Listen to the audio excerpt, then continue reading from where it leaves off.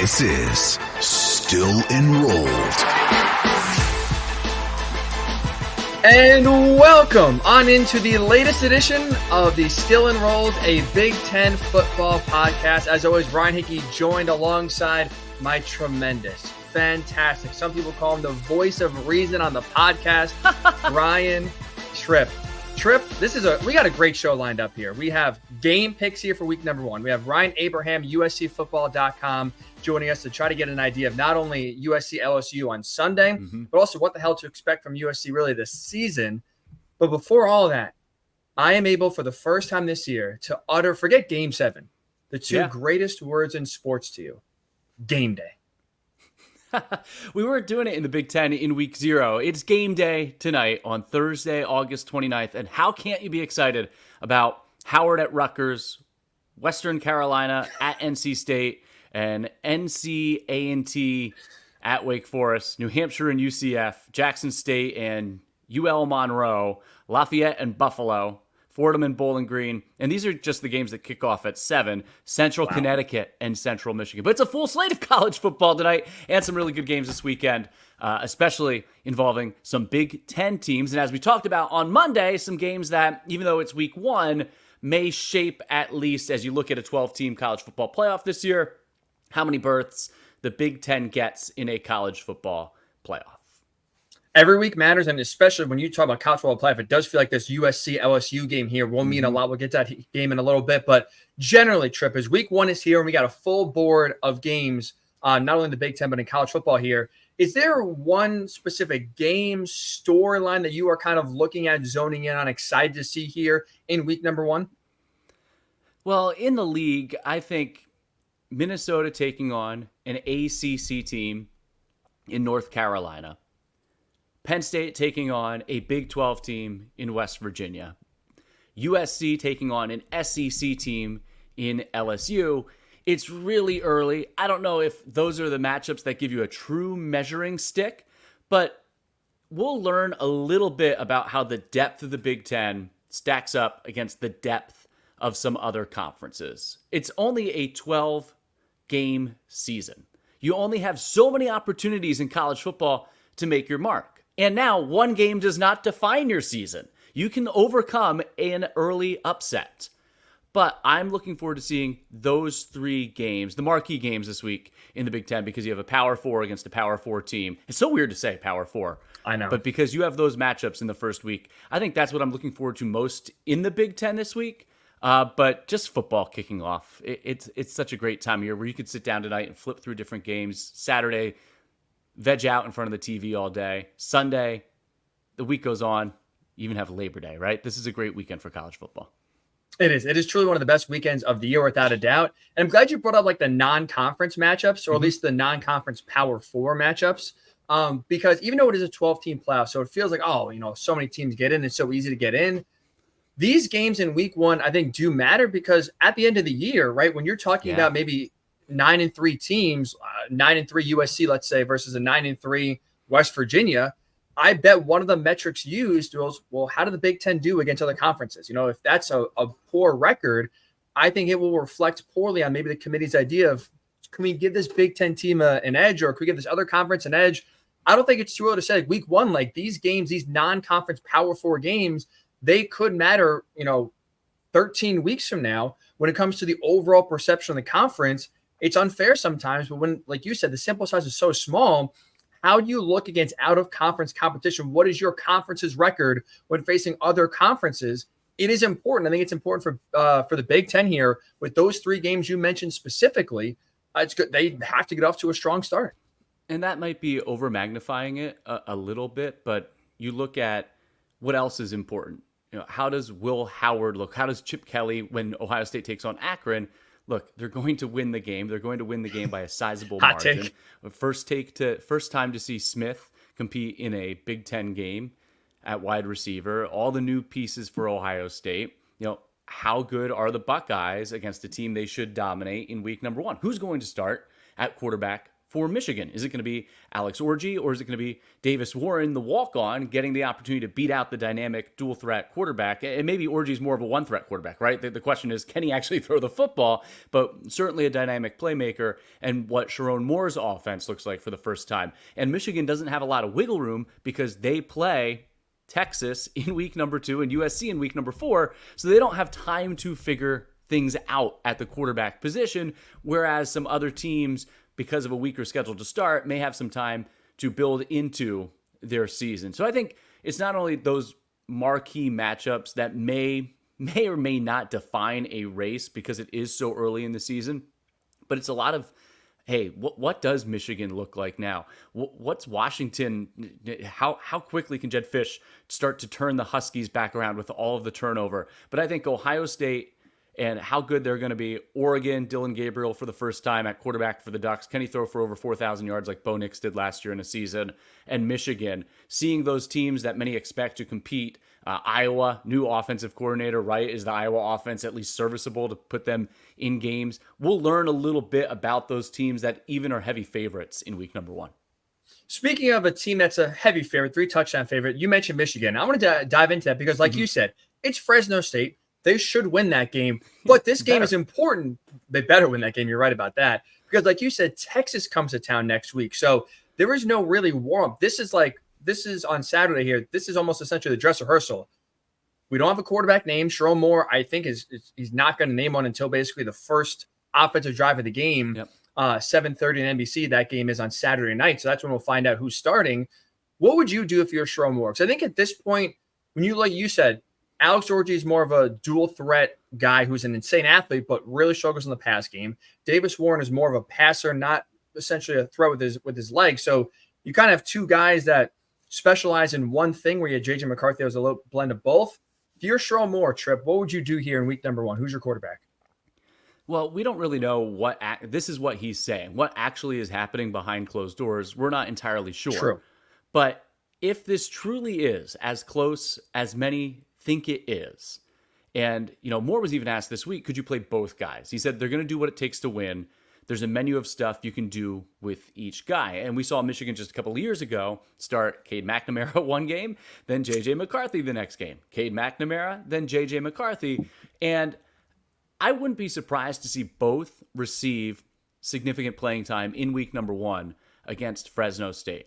I do not think that is a formula for success for Michigan in the long haul this year. If Alex Orji is your guy, he needs the reps back there because he needs to, number one, he makes them more dynamic offensively because of his legs, but he has only attempted one pass attempt in his career, one pass attempt in his entire career at Michigan. I think he just needs the reps as a quarterback. The way that they're built, I think it would be very difficult. We've seen it successful in the past. Moore gave a real extreme example of Chris Leak and Tim Tebow. I don't think that's what they have at quarterback, that tandem there. But I would expect to see both of them play in week number 1 and then have a starter going into week number 2 against Texas. For me, with what they lost, knowing that you have a dynamic running back, what they could do with an offensive line and the size that they have developed and the physicality and that identity that they developed with Jim Harbaugh, the offense is going to look a little different, but not a lot different, Sharon Moore said. I would like to see what Alex Orji and Donovan Edwards can do as a 1-2 tandem in the backfield. That's the direction I would go, but I'm not at practice every day. I would go Davis Warren here because I think if you're Michigan, we know what their identity is, right? They're going to try to replicate what they did last year. Play really tough defense, and they got the bodies for that for sure, but also run the ball and play bully ball in offense. Now they're replacing all their offensive linemen. Like you mentioned, Donovan Edwards is back. But if you are going to win some of these big games, Texas, Oregon, Ohio State, sure, you have to be dynamic in the run game and on defense, but you also need to be able to have some sort of pass threat. And while Alex Orji is insanely athletic, if there's no pass threat there, if there's no concern from the defense, this guy's going to beat us over the top, and you can put 8, 9, 10 guys in the box, even for what a freak that Orji is. I think he was like 13 on Bruce Feldman's freak list. Like this guy is just an insane athlete. Yeah, the Big Ten I think half of the top 10 on Bruce Feldman's freak list this year. Don't call the Big Ten unathletic. But like that, I think that athleticism though, and that freakish nature is negated a little bit if you got 10 guys in the box because they don't respect your arm. If you have at least a passing threat, even with a less mobile quarterback, I think it helps balance out your offense to try to win some of these big games where you can't just, I don't think you can bully ball Texas, run the ball 32 times like they did at Penn State last year and expect to win. But it was successful for him last year. I mean, that was the big question, right? If JJ It was, but the talent got worse this year. If JJ McCarthy needed to throw to win a game for Michigan, but we never saw him having to make, that big play. Even in the Alabama game in the semifinal, eventually it was the running game. McCarthy made a few plays with his legs getting out of the pocket and getting the ball downfield to receivers. But really, in the end, it was the running game and their defense that made the difference. It'll be very interesting to see. One thing here, I just hope, at least if you're Sherrone Moore, my only advice, whether it's Orji or Warren, play them most of the game. I don't think this back and forth is going to help you because, again, you really have to be ready for week 2 against Texas here. If you're taking reps away from either guy, I don't know if that's the best message or the best practice to get these guys ready for week 2. I disagree with you on that one. Other intriguing game, you mentioned UNC, Minnesota. Talking about quarterbacks, Max Brosmer, I can't wait to see what he does. Can he be a guy that elevates the Golden Gophers? They bring back a lot on the offensive side of the football. They return 4 offensive linemen, starters from last year, in front of him. Obviously have some playmakers, running back, wide receiver position around him. I think he could be a story in the Big Ten. Now, it's really easy in the portal era to make the assumption that he's going to jump from the FCS level in New Hampshire, where he was dominant last season, to then have that same success in the Big Ten. But Minnesota hosting North Carolina, I can't wait to see what Max Brosmer does as you look to identify outside of those top teams in the league, Ohio State, Oregon, Penn State, Michigan, Iowa, you expect to be a contender. Where does Minnesota fit in that puzzle? This is a team that has enough talent on the offensive side of the football, as we talked about on Monday, but that is making the assumption that Max Brosmer becomes the quarterback he was at a completely different level of football. And on the flip side, in order for them to be, a bowl caliber team or maybe even a surprise team, 7-8 wins, you need that run defense. That was the worst in the Big Ten last year to step up and get some stops. And they did a really good job last year against Amarian Hampton, the dynamic running back from North Carolina. I think it was like 45, 46 rushing yards he had. Now, Drake May lit him up for over 400 passing yards in that game. So Minnesota defensively, if they want to give Max Brosmer a chance here to show what he has and give them opportunities to win, it starts with getting off the field on defense, whether it's secondary and obviously stopping the run as well here. I think Thursday night's a really good test for Minnesota, not only to see what they have in their new quarterback, but to see can their defense give this team a chance to be successful and competent. We've seen teams like USC with no defense struggle to win with a dynamic offense. I don't think we'll see Max Brosmer be Caleb Williams 2.0, but he's going to have to be if this defense does get a little bit better and get off the field and not allow 35, 40 points per game. Yeah, last year lost 31-13, but that was at North Carolina. Minnesota's at home hosting the Tar Heels. New defensive coordinators for both teams in North Carolina. You talk about that run game. Certainly with the back, you expect them to be able to run the football, but they return only one starter on the offensive line. So how does that come together in week 1? I think everything going into this matchup favors Minnesota. They're a little bit more of a proven commodity. Losing Drake May for North Carolina. Nate McCollum's not going to have 15 catches in the game this year for the Tar Heels. I think it tilts Minnesota's way because they're at home, and they've been really good, albeit against a weaker schedule, with PJ Fleck in non-conference games. I think it's like 21-2 in non-conference games with PJ Fleck as head coach. I like Minnesota. I like them in this game. I think it's a tight game. I think it's a game that comes down to, and we've seen Minnesota before, where they play well and they just make killer mistakes, turnovers, blunders at the wrong time. It just seems to be a hallmark of their program. I think this is a really, really interesting game tonight, though, to see what strides they made. I think offensively, as I said, and I think you agree, they're going to be pretty good, or they have the potential to be pretty good, but they have to be way better on defense, to the point that you made. We'll give you our official pick here at the end of the pod, so don't go anywhere on that. But you mentioned run game. I think we can't talk about run game anymore without talking about Penn State making their debut, let's say, with new offensive coordinator Andy Kotelnicki on the road at West Virginia. Hostile environment, one of the best games here in week number 1. Triple game you will be up close and personal on the sidelines with, or on the sidelines, I should say, for this game. Biggest key, biggest storyline here, you were looking at Penn State, West Virginia on Saturday. And I think, Penn State has 3 new coordinators. Andy Kotelnicki with the offense, Tom Allen with the defense, and Justin Lustig on special teams. Everyone, because of the tradition, history of Penn State, the talent back, and because the defense was so successful last year, you just assume it's a smooth transition from Manny Diaz to Tom Allen as the defensive coordinator. So all eyes, Penn State's Achilles heel last year was the offense's inability to make explosive plays and big plays in big games. Because even though you look back to last season and there's such a sour taste for fans because of the performance in the game at Ohio State and then the game at home against Michigan, those were one-score games late. It wasn't like the offense... It's not like the offense has to do a complete 180 from last season for Penn State to win those games. They just have to be marginally better last year on the offensive side, and they beat both Ohio State and Michigan.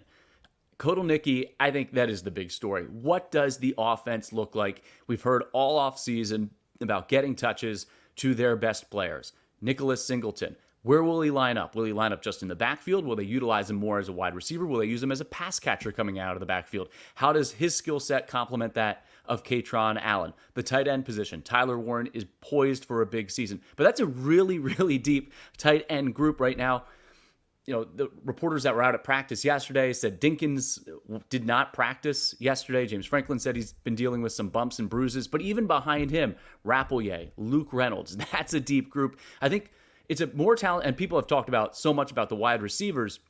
I can tell you, I think Trey Wallace has the potential to be a bona fide number 1 wide receiver in the Big Ten this year, should he be able to stay on the field. That was the knock on him last year, dealt with the collarbone injury, missed some time, never really got back to 100%. But he's had an unbelievable camp for Penn State. So if Trey Wallace can rise to that number 1 and stay on the field, and then you can complement that with Liam Clifford, who's had a good camp, Amari Evans, who's elevated his play, Julian Fleming is in that mix. What kind of player is he? I think the offense has a lot of potential, not just using the running game, which is something I think Andy Kotelnicki will unlock more for Penn State, but what Drew Aller has at his disposal. There's not going to be, in those big games last year, whether it was play calling or just the way the offense was schemed and built, too much fell on Drew Aller's shoulders as a first-year starting quarterback in the Big Ten to win the game for the team. I do think if Penn State wants to go to a college football playoff at some point this year, Drew Aller is going to have to win a game for them with his skill set. That being said, it's going to be easier for Aller, I believe, in Kotelnicki's offense with their scheme to do that, because he's going to have more options at his disposal, and they're going to put him in a more advantageous spot to be successful where it doesn't just fall on his shoulders. You're right about Aller without a doubt. And I think he will benefit from now the creativity that Kotelnicki does bring. I'm curious your thoughts here, because one thing I've been thinking about is obviously Aller and the receivers have been the 2 talking points when it comes to Penn State. Hey, what will they look like this year compared to last year? But I think what's not getting enough love here are the running backs and how Kotelnicki will, to steal your words here, unlock the run game. You look at Kansas last year. Now, this was a lot with their running quarterback as well, Jason Bean, but still, the Jayhawks were 8th in the country last year in terms of rushing yards per game. They averaged over 200 rushing yards per game. You look at Katron Allen and Nick Singleton, not but one of the best running back duos in the Big Ten and in the country. I would say like Kotelnicki, I think, is going to do more for them and help them out, I think, more than even Aller, just with the talent they have and his creativity creating explosive plays. Would you say, like, if Penn State is going to go where we think they should go, college football playoff, be a college football playoff team, I would argue right now the catalyst and offense would be the run game more than the pass game. What do you think about that? I think everything starts with both complementing each other. That's a really good question. I think they have to complement each other.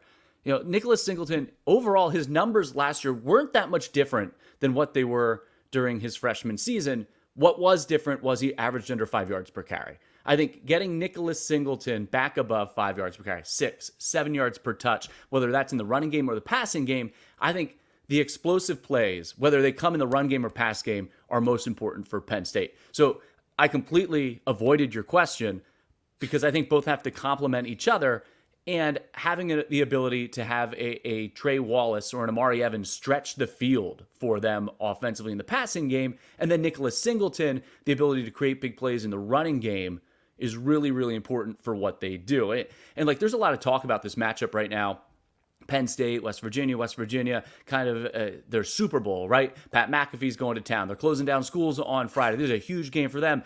Penn State hasn't visited Morgantown in 30 years, and they're not going to play again for the foreseeable future. You know, they really want this game. Garrett Green coming off a really good year last year. They feel like they revamped their defense. But West Virginia, you know, they might be a really good team that competes in the Big 12, but they don't have the star power on the offensive and defensive side of the football with the depth at which Penn State has it. They don't have an Abdul Carter and a Dennis Sutton at defensive end. They don't have a Zane Durant up the middle. They don't have a Tony Rojas and a Kobe King at linebacker. They don't have a KJ Winston in the secondary. And if you want to go to the offensive side of the football, I know they do not have CJ Donaldson, how healthy he's going to be. Jaheim White had a good year last year as a freshman running back. But they do not have a Nicholas Singleton and a Katron Allen. They don't have a Tyler Warren. They have good players. They have really good players. But if you look at the overall star power, I just don't see with Penn State's star power them going in there and falling to West Virginia. I think West Virginia is a great team, but I just don't see it. And I'm looking forward to seeing what it looks like and how it unfolds for the first time on Saturday. And I have my rain gear packed. You know, it's like the first game of the year. The last thing you want to do is have to pack your rain gear. I have it packed. They're calling for showers in the morning, hot, humid, and a chance of thunderstorms. And then, of course, when you have thunderstorms and lightning, that could create the inevitable lightning delay that no one wants to see. What if you get it? We've seen early in college football, right? Some long delays. Long Have you experienced a weather delay? Like, if so, what the hell did you do for like 3 hours?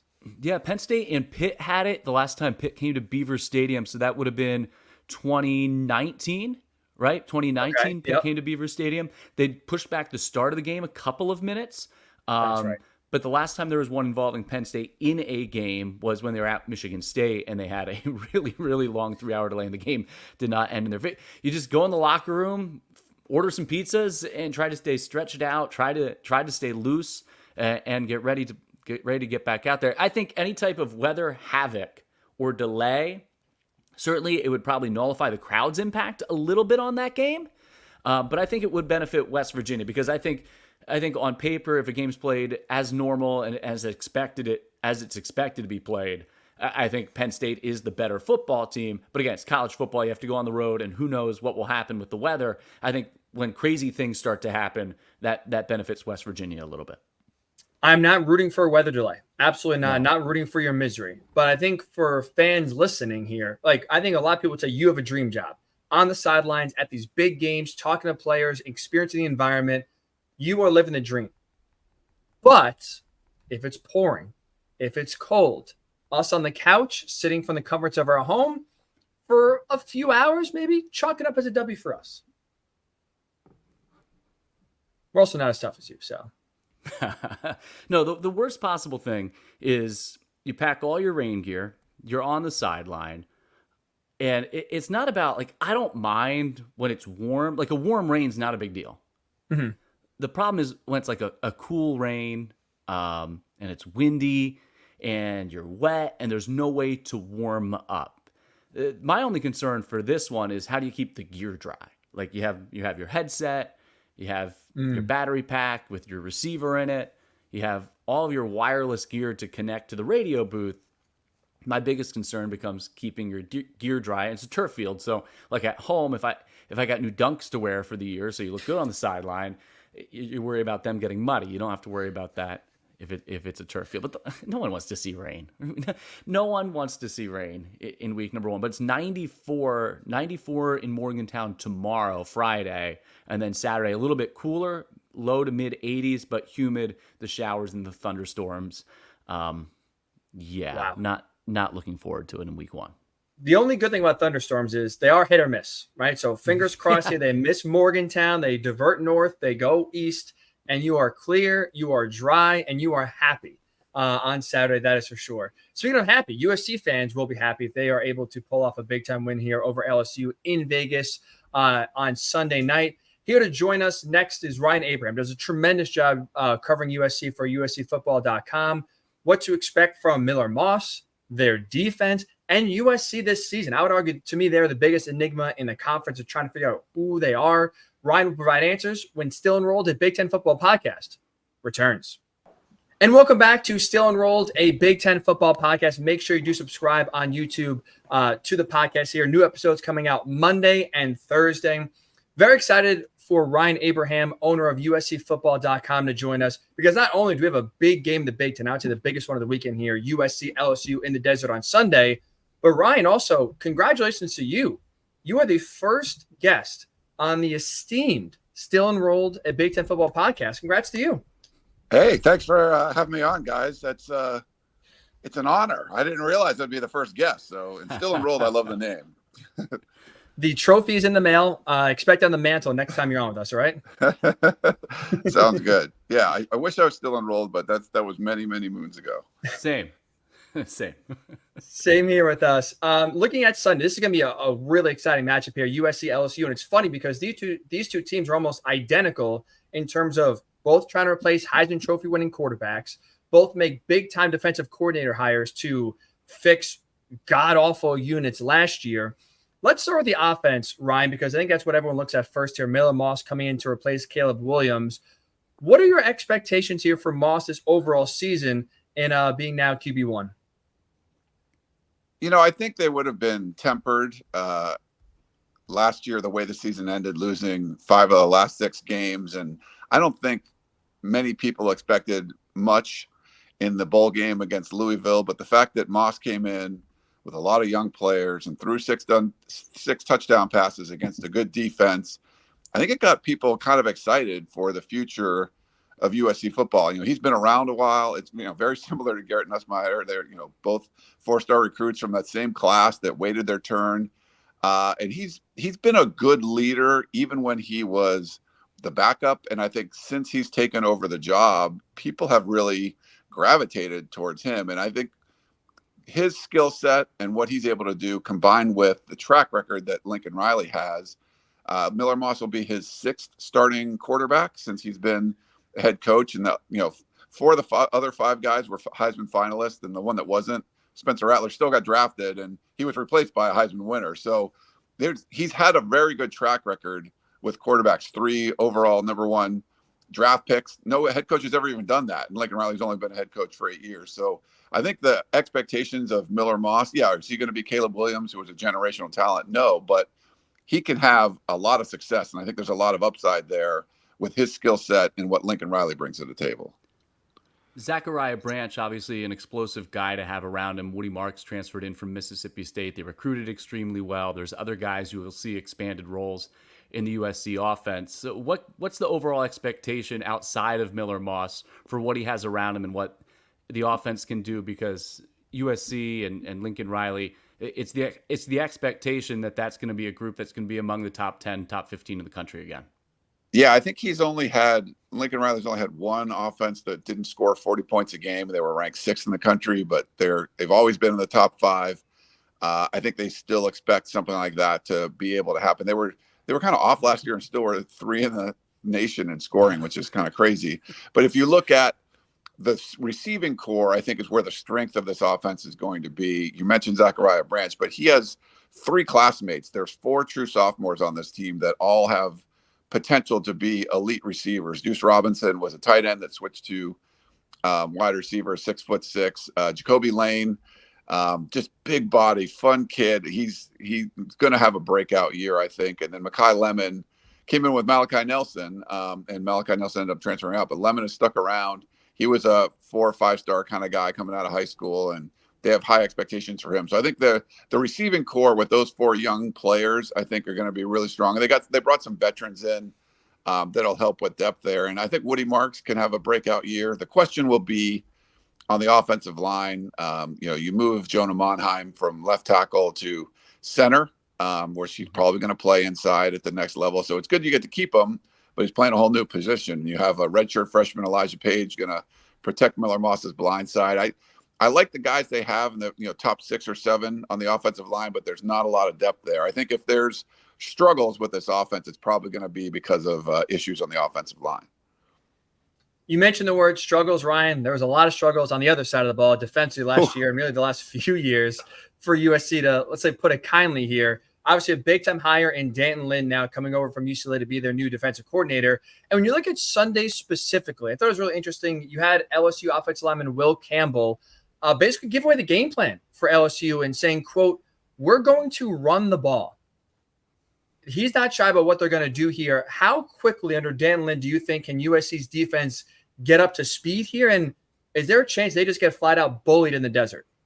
Yeah, I think that's the key to the game for me is that USC, needs to stop the run game. And, it's like an age-old adage in football. But, when you have LSU players coming out and saying that, that's what we want to do. I think especially the way LSU has lost their opener the last 4 seasons, the last 2 to Florida State.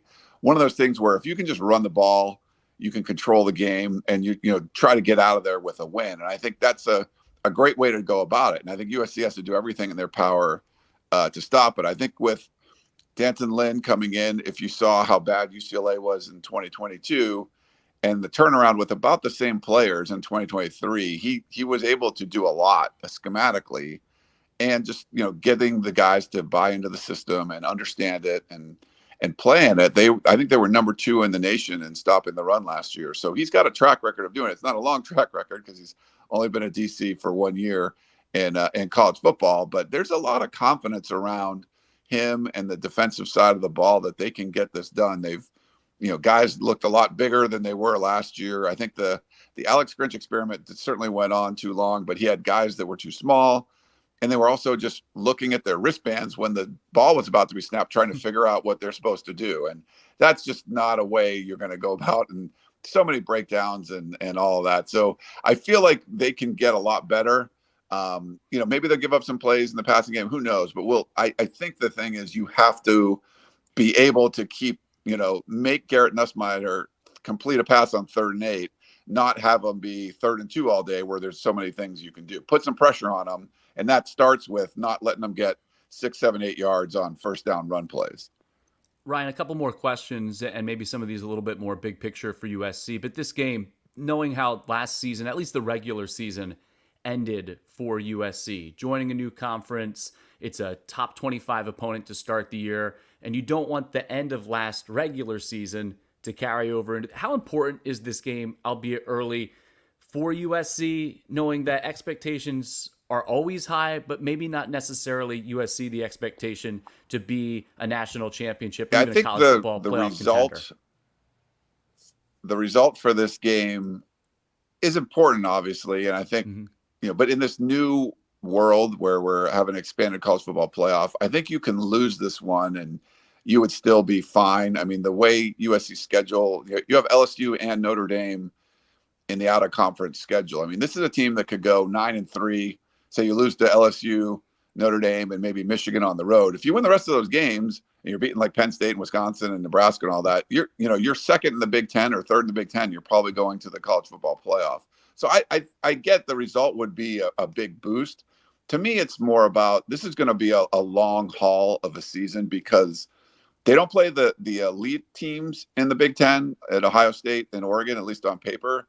But they also don't play the bottom. They're playing everyone that's like, for Michigan, Washington, Penn State, Nebraska, all those teams on down. And they're all of them look like they can be good teams. And so week in and week out, you need to show up. So I think for me, what does it look like against LSU? If you lose a close game on a weird special teams play, I don't think it's the end of the world. It's more about, is the defense better? Does it look better when you get out there in the Las Vegas desert on Sunday night? Does it look a lot better? Does the offense not take a huge step back because Caleb Williams isn't running things? And they actually need to be better on special teams too. So if they show those things, I think that's probably even more important than getting the win. I mean, the win obviously very, very important. But I think for the long haul, you want to show that this team has improved. All the talk about guys getting bigger and faster and new schemes and all that, and Miller Moss being a great leader and these young wide receivers, all that talk has to be shown on the field. And if it is, I think it sets themselves up pretty well for a really good season, that you could lose the first game and still bounce back and have a really good one. So to me, it's more about how they look. But yeah, getting a win would be huge because both teams are ranked, and especially with the Big Ten SEC thing with the two big conferences now, you kind of want to get those games you can, because it might come down to like Iowa and Ole Miss at the end of the season, both being like 10-2. And it's like, well, USC beat LSU. That could be one of those factors late in the season. I got two quick ones here for me, Ryan, to finish off here. Number one, do you expect USC to win this game on Sunday? I mean, I'm watching just even week 0. You're like, who the hell knows what's going to happen, But I expect them to play. I expect them to play well. Like, I if they get blown away, pushed around, I would be pretty surprised with that. But if it's like a going back and forth and both offenses are having some success and both defenses are doing well, but I would probably take USC in the points right now. But I mean, I think the first couple of weeks, if you're betting on any of these games, I'm going to be in Vegas, so I think take the points. You just don't know what's going to happen. So if you're getting a bunch of points, if you took the underdogs last week, I think you would have done really well. But yeah, I don't know. I'm not sure what to expect. But I think they're going to be, if you think they're going to get blown out, that's probably the only thing that would surprise me at this point.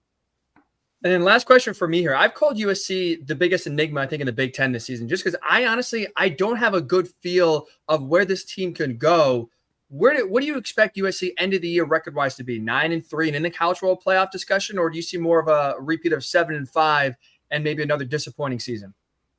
I think that Vegas has the over/under at 7.5. I would take the over. I think 8-4 is probably, like, if I had to like bet on what the record would be, I would guess that. I think 9-3 would actually be a really good season, a bounce back from what they were last year, especially trying to replace Caleb Williams going to a new conference and all that. I think 7-5 would be pretty disappointing. I think it's one of those things where this is going to test Lincoln Riley, because it's going to be a grind week in and week out, where there's just you could go to Minnesota and lose. It's like there's the Minnesota game maybe last year, it was like going to Cal or something. Like, well, now you're going to Minneapolis, PJ Fleck. I mean, you're going to play Matt Rule. Like, there's big time coaches and big time programs that have all done a lot to try to improve their status. You can't just cruise through and maybe get the wins against the bad Arizona State team like you would last year. I think that's what's going to be the challenge for USC. So if they go 9-3, I think that would be pretty impressive. 8-4 is where I would guess they land, and anything kind of short of that would be a disappointment. If it was short of that, 8-7, 6 wins, is the seat hot at all? Is there any temperature on Lincoln Riley going into the year? I don't think so. I mean, knowing he signed a massive contract, and I don't think with revenue sharing coming up that the athletic department, if they really wanted to fire Lincoln Riley, and maybe they would, like, secretly, but I don't think it would be feasible to try to get rid of that contract when you're also going to be paying $22 million a year out of your budget that you're not getting any new revenue streams. I mean, outside of joining the conference, that everyone's got to come up with to try to find a whole bunch of money, tens of millions of dollars, to get rid of a coach that's had a bad year or two. I don't think that would be reasonable. Maybe a year or two down the road, but I just don't think in the athletic department they'd be able to, I don't think they want to, but even if they did, I just don't think it would be feasible. Great stuff, Ryan. Oh, thanks for having me on, guys. Ryan, we always remember our first. Thank you again for the time. No problem. Great stuff. Ryan Abraham from USCFootball.com.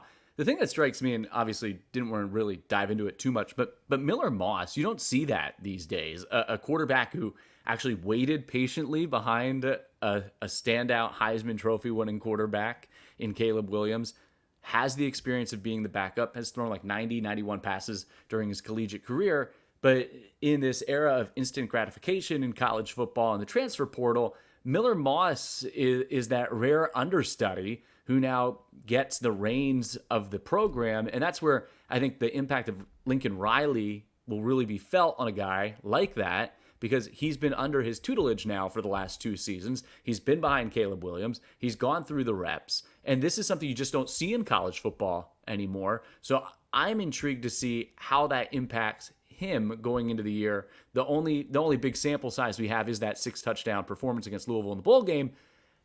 I'm really curious to see what Miller Moss is in guiding USC here in 2024. Same, man. I think what you just outlined is a reason why you should be could be optimistic. If it's 50-50, how do I feel about USC? Yeah, I think the arrow should kind of skew towards positivity because, like you said, like there's no learning the system. There's no trying to get acclimated with the guys. He's been there. He knows everybody. So it's now just kind of basically trying to, as best you can, it's impossible, but as best you can, pick up where Caleb Williams left off. I think in this matchup specifically here, before we get to picks, like we talked, Garrett Nussmeier, it's the same thing, by the way, which is, again, bizarre. You get one time with a quarterback staying for this long. Now you get two quarterbacks in this matchup. But the advantage for USC, at least on paper going in, is LSU lost their offensive coordinator, Mike Denbrock. So it is a new, even though Garrett Nussmeier has been there, it is a new system. You're still learning. Where I think at least one advantage for USC going in is nothing's changing. Everything's kind of continuing here how it was before, and there should be at least continuity on the offensive end for the Trojans as they do get ready for this game. Speaking of it, Trip. No, I think we've talked, I don't know, you've talked me into, other Ryans talked me into, like, the more I think about it, the more we talk about them, getting convinced to pick them in this game. We'll see how much you've been swayed. Let's get into week one picks here. Save that game for last. We'll go in time order here. So if you were listening on Thursday, we got you covered here. Don't worry, with a really good one. North Carolina at Minnesota, easily the best game on this Thursday slate. Gophers at home, 2-point dogs. Trip, what do you think? Yeah, I like them because they're at home. I think it's again, who's going to get better quarterback play? Who's going to get better defensive play? I like Minnesota because they're at home and they return a little bit more than North Carolina does. And they have a little bit more stability at the quarterback position, even though it's a QB jumping to a way different level. I'm going to take North Carolina here. I think they win the game. I think they do cover the spread. I like Omarion Hampton. I just have too many questions right now. Minnesota's run defense. For me, they got to prove it. In order for me to believe that it's truly fixed and better, I'll take the better running back, the most explosive player, I think, on the field. Give me Hampton, give me North Carolina on the road. Should be a really good atmosphere in Minnesota. I do think North Carolina does beat the Golden Gophers here, covers the 2-point spread. All right, so you'll bet the game here. Could have some weather involved. Penn State, 8-point favorites on the road at West Virginia. Nittany Lions on upset alert here? No, I think Penn State's just too talented with the star power and the depth of star power they have. If West Virginia is going to have a chance to win the game, Garrett Green will have to be at his best, and Penn State will have to have a little bit of an off day with all those new coordinators and moving pieces and being on the road and the crowd. But even with all that, I think the game may be close because of those factors, but I do not see Penn State going on the road and falling against West Virginia. And in these games historically where, it's kind of like big brother, little brother a little bit, the Maryland, Purdue, there's been games through the years where there's a lot of hype around it, thinking, okay, this is the time that one of these teams is going to break through against Penn State. Penn State's traditionally played extremely well in those games. So I really like them. I think they have a lot of talent, and I think they're going to get to showcase that. It's a really good Penn State team. I really believe that. I think they're going to showcase that on Saturday. I agree. I think they win like 31-20 would be like my, score estimation, in part because forget offensively for a second here. I think they will score. And like you said, they have a lot of star power. I think defensively, they really match up well with this West Virginia offense where Garrett Green is a tremendous athlete, but Penn State defensively is insanely athletic, led by now Abdul Carter making the switch from linebacker to defensive end. Yeah, and I think that's something that sometimes you forget about. Like with that Penn State defense, I think they're going to be really good at corner. They've got 3 safeties led by KJ Winston, who's going to be a first-round NFL draft pick. Rojas and his speed at the linebacker position, the veteran leadership of Kobe King at middle linebacker, obviously what they have at defensive end, maybe the best defensive end combo in college football. I think there's no way, right? Like if you're trying to look at how West Virginia could win, you don't see a Penn State defense, even on a bad day and a good day for West Virginia, giving up more than 24 points, right? Like that's a fairly high number. You don't see West Virginia getting to the 30s, 40s, unless Penn State's turning it over and allowing special teams touchdowns or defensive scores against. So, in theory, so like you go in, okay, let's cap West Virginia at 24 points.